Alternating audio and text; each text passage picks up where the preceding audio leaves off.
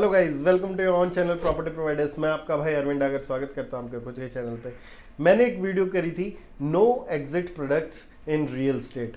आज मैं एक और वीडियो कर रहा हूं how to exit from real estate in same category. तो ये गुड़गांव रियल एस्टेट से भी रिलेट करता है और रियल एस्टेट में भी एप्लीकेबल होता है। हर एक का अपना अपना चार्म और अपनी अपनी चीज़ें हैं, जिस हिसाब से जहाँ की मार्केट चलती है उसका अपना ट्रेंड है। हम लोग गुड़गांव रियल एस्टेट की मेनली आज बात करने वाले हैं कि यहाँ से किस टाइप से इन्वेस्टर एग्जिट हो सकता है और किस टाइप से आगे की इन्वेस्टमेंट भी चलेंगी, चाहे वो 2024 हो चाहे वो 2025 भी हो। क्योंकि 2025 तक ऐसा लग रहा है क्या बाजार सेम स्पीड में बढ़ने वाला है और आगे देखने की चीज़ें होंगी।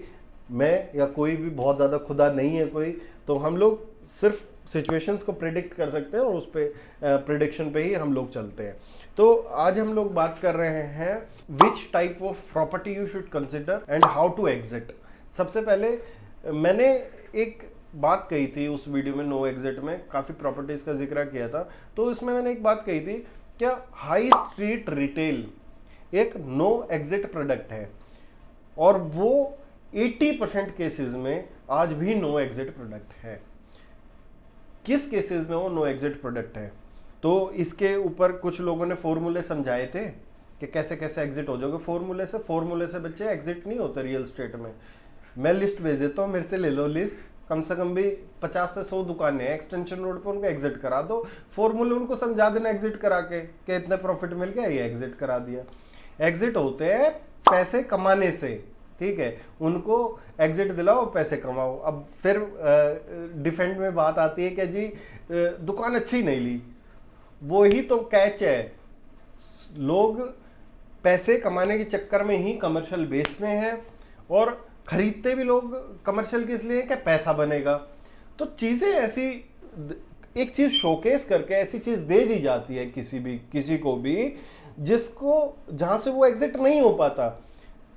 चाहे कोई भी हो, फॉर गॉड से किसी का भी चैनल है, कुछ भी है, XYZ, हम लोग जनता को ये बताने के लिए बैठे हैं कि आप सही इन्वेस्टमेंट कैसे करें। ठीक है, अगर आज हम लोग एक स्पेसिफिक एग्जांपल लेता हूँ, एक प्रॉपर्टी का एग्जांपल लेता हूँ, 65th एवेन्यू का। कहीं पे चले जाओ, फर्स्ट फ्लोर पे सेकंड फ्लोर पे घूम लो, कोई लीजिंग बहुत कम है, ये चीज़ें हैं वो चीज़ें, एग्जिट नहीं होता। आप एट्रियम फेसिंग दुकान ले लो, 50 से 55 हज़ार रुपये में आपको दुकान नहीं मिलती पर स्क्वायर फीट। क्या रीज़न है?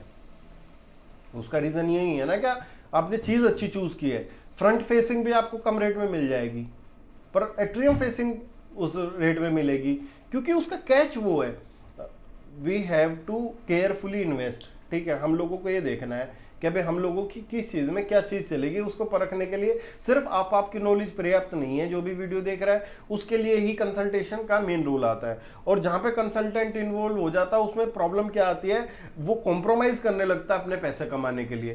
तभी मैंने वो वीडियो की थी कि भाई this is no exit product in Gurgaon. ठीक है, जहाँ पे आपको एग्जिट मिलना बहुत मुश्किल है, क्योंकि जब इन्वेंट्री उस चीज की ड्रेनेज हो जाएगी तो आपको दूसरी चीजें कन्विंस करके दी जाएंगी, और उन दूसरी चीजों में से 80% लोग खरीदने रीसेल वाली प्रॉपर्टीज नहीं होती हैं। ठीक है, तो 70, मैं ये नहीं कह रहा कि सिर्फ एक ही चीज खरीदो। ठीक है, मॉल में बहुत से कंसेप्ट होते हैं, हाई स्ट्रीट रिटेल में बहुत से अलग अलग कंसेप्ट होते हैं। आज क्या करता है बिल्डर को समझ आ गया कि मेरी फ्रंट फेसिंग दुकानें हैं, सब लोग कहते हैं जी फ्रंट फेसिंग के रेट बढ़ते हैं, जी फ्रंट फेसिंग ही चलती है जी। बिल्डर ये बोलता है जी सबका साले का अंदर का रेट 40,000 रुपये, ठीक है, बाहर का रेट 70,000 रुपये, खरीद लो भाई। बिल्डर ये कहता है बाहर का रेट 30,000 रुपये, ठीक है, अंदर का रेट 18,000, खरीद लो जी। ठीक है, बिल्डर पहले ही अपना उसको प्रॉफिट मार्जिन उतना रख के देता है फ्रंट फेसिंग वाले को। फिर बिल्डर का सोचना ये है कि अगर वो बिकेगी तो वेल एंड गुड है, नहीं बिकेगी तो बढ़िया, मैं लीज करूंगा, लीज के साथ और अच्छी तरीके से बेचूंगा। ठीक है, तो सबको पता है कि जी फ्रंट फेसिंग खरीद लो, उसमें एग्जिट मिलती है, वो बच्चे को भी पता है। बट कैच ये भी है कि फ्रंट फेसिंग के सिवा खरीदें क्या, जैसे मैंने आपको एक चीज़ बताई। पर अब ये नहीं है कि हर एक हाई स्ट्रीट में जाके और एट्रियम फेसिंग दुकान खरीद लो। ठीक है, वो अब उसके लीजिंग के ऊपर डिपेंड करता है कि वो लीजिंग कैसी करता है। अगर फ्रंट में ही उसने सारी चीज़ें खोल भगाई, ठीक है, एट्रियम के लायक ही कुछ ना छोड़ा, तो एट्रियम कहाँ से चलेगा? लीजिंग, इन्वेंट्री, बिल्डर, बहुत डिपेंड करता है कमर्शियल में। तो एग्जिट डेफिनेटली है, पर एग्जिट उन चीजों की नहीं है जो चीजें आंख बंद करके खरीदी जाएं, ठीक है। उसके लिए ही आपको कंसल्टेशन चाहिए, उसी के लिए आपको कंसल्टेंट हायर करना पड़ता है। और कोई बीज मंत्र नहीं है कि भाई इसी से खरीदो उससे खरीदो। हाँ, जो एग्जिट नो एग्जिट के फॉर्मूले समझा रहे खरीद लो, आपको कन्विक्शन आनी चाहिए चीज़ों की। हम तो ये कहते हैं भाई, मैं तो पर्सनली कभी ये क्लेम नहीं करता कि हम लोग यहाँ चीज़ें नहीं बेचते, ठीक है। मेरे बच्चे आपने थोड़ी पालने हैं, पालने तो मुझे ही है मेरे बच्चे, और मैं बेचूंगा चीज़ें, आप लोगों को सही इन्वेस्टमेंट कराऊंगा, तभी तो आप लोग और मैं दोनों ग्रो करेंगे ना।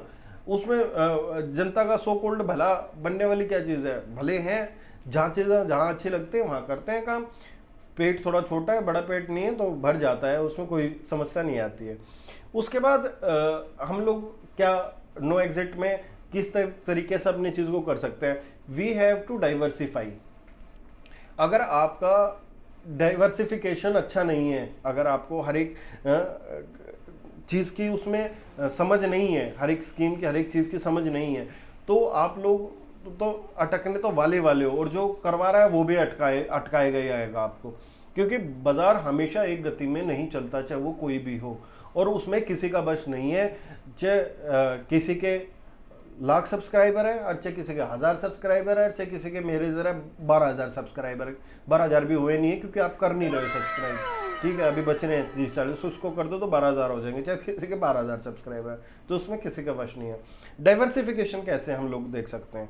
मैं हमेशा कहता हूँ कि जब आप 30, 40, 50 लाख का बजट लो, तो कभी भी कमर्शियल में जाने से बढ़िया आज में हम लोगों के पास ऑप्शन है अफोर्डेबल हाउसिंग के। गुड़गांव में आप अफोर्डेबल हाउसिंग खरीदो, चाहे रेडी टू मूव ही खरीद लो। आज की डेट में हम लोगों को वो चीज़ ज़रूर खरीदनी चाहिए जिसमें हम लोगों को लगता है कि हमारा पैसा डबल मार सकता है। मुझे एक कैटेगरी अफोर्डेबल हाउसिंग ऐसी लगती है, जिस चाहे एमक्यू यूनिट भी लो, उसमें मेरे को ऐसा लगता है हमेशा कि जहाँ पे आपका पैसा शायद डबल मार सकता है। कहीं पे कोई प्रोडक्ट अच्छा चूज़ किया जाए और कुछ चीज़ अच्छी चूज़ की जाए, तो उसमें भी आपका पैसा डबल मार सकता है, ठीक है। हाँ, कमर्शियल भी मार सकता है, बट कमर्शियल उस लेवल का होना चाहिए। अब आप लेते रहे हो हाई स्ट्रीट रिटेल, ठीक है, और आपने कोने में जाके 300 स्क्वायर फीट की दुकान खरीद लो, तो उसका कोई यूज़ नहीं है, ठीक है।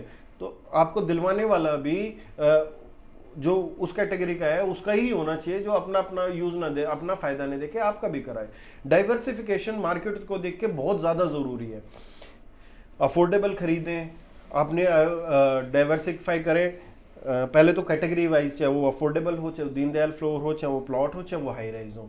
फिर उसके बाद अपनी माइक्रो मार्केट्स को सर्च करें, चाहे गोल्फ कोर्स एक्सटेंशन हो, SPR road, Dwarka express way हो, ठीक है। इसके बाद आप लोग तैयार होंगे अपनी इन्वेस्टमेंट्स प्लान करने के, ठीक है। आपका पैसा भी संभालना आना चाहिए कि भाई इतना % यहाँ पे पैसा, इतना % यहाँ पे, और किस हिसाब से मुझे उस चीज़ की होल्डिंग रखनी है। अगर आप होल्ड नहीं करोगे, रियल एस्टेट सिर्फ आज खरीदा कल ट्रेडिंग के लिए नहीं है। अगर ट्रेडिंग में पैसा बनता है, बहुत अच्छा बनाओ, बना के निकलो, एग्जिट करो, दूसरे में डालो, बट ये है कि अगर आपको होल्डिंग करनी पड़े तो आप होल्डिंग कर सको। जो आपने आज सोचा कि मेरे को 4 साल में ये रिटर्न मिलेगा, ठीक है, आपको 1.5 साल में रिटर्न मिलता है, आप दूसरे में डाल लो।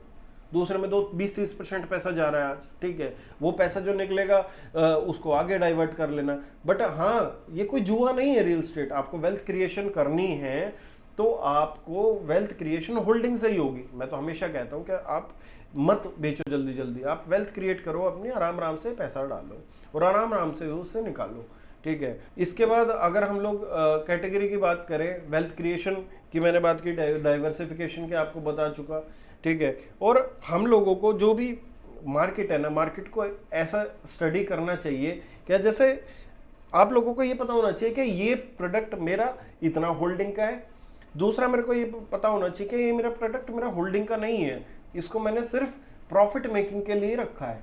अगर आप लोग प्रोडक्ट्स को प्रॉफिट मेकिंग और होल्डिंग के लिए चूज करना शुरू करोगे तो आप आसानी से अपना पैसा बना सकोगे। हर एक इन्वेस्टर, अच्छे से अच्छा इन्वेस्टर को ये पता होता है क्या मुझे किस एंड तक होल्ड करना और कौन सी चीज होल्ड करनी है और मैं किस मार्केट में खरीद रहा हूँ। आज किसी से छुपा नहीं है, सबको पता है ये सेलर्स मार्केट है, उसमें कोई डाउट ही नहीं है। आज सबको पता है कि बिल्डर्स मार्केट है, बिल्डर की चीजें लाइन लगा के बिक रही है, बिल्डर के प्राइस पे बिक रही है। तो हर एक इन्वेस्टर उससे अवेयर है। जब वो अवेयरनेस पूरी है ठीक है, तो उसमें किसी को दोष ग्रहण देने का कोई मतलब ही नहीं उठता। तो हाँ, अगला पॉइंट एक और रखूंगा इस, अभी तक यार जिसने ना वीडियो, ये लाइक का बटन ना इसलिए होता है क्या मुझे पता लगे क्या मैं कुछ कर रहा हूँ, ठीक है, और कर रहा हूँ तो क्या मैं सही कर रहा हूँ, क्योंकि मेरे पास जो जेन्युइन आती हैं रिक्वायरमेंट्स और जो आप लोगों के फीडबैक है, जो आप लोगों की डेली कॉल्स है, उससे ही वीडियो मैं बनाता हूँ। मेरे पास कोई ऐसा मूल मंत्र नहीं है कि मैं पकड़ के और पूरे गुड़गांव रियल एस्टेट के बारे में बोलता रहूँ, बैठ के बेतुकी बातें करता रहूँ, वो मेरे बस की नहीं है। जो आदमी जिस नीश का होता है, जो आदमी जो चीज़ करता है, वो उसी के बारे में बात कर सकता है। मैं रियल एस्टेट का हूँ और मैं रियल एस्टेट के बारे में बात कर सकता हूँ। मैं गुड़गांव रियल एस्टेट का हूँ, गुड़गांव रियल एस्टेट के बारे में बात कर सकता हूँ। मेरा कोई फेवरेट नहीं है, ना एक्सटेंशन रोड, ना द्वारका एक्सप्रेसवे, ना SPR, ना गोल्फ कोर्स रोड। जो प्रोडक्ट अच्छा लगेगा, जो मेरे को कन्विक्शन बनेगी, उस पर बात करेंगे। चाहे बिल्डर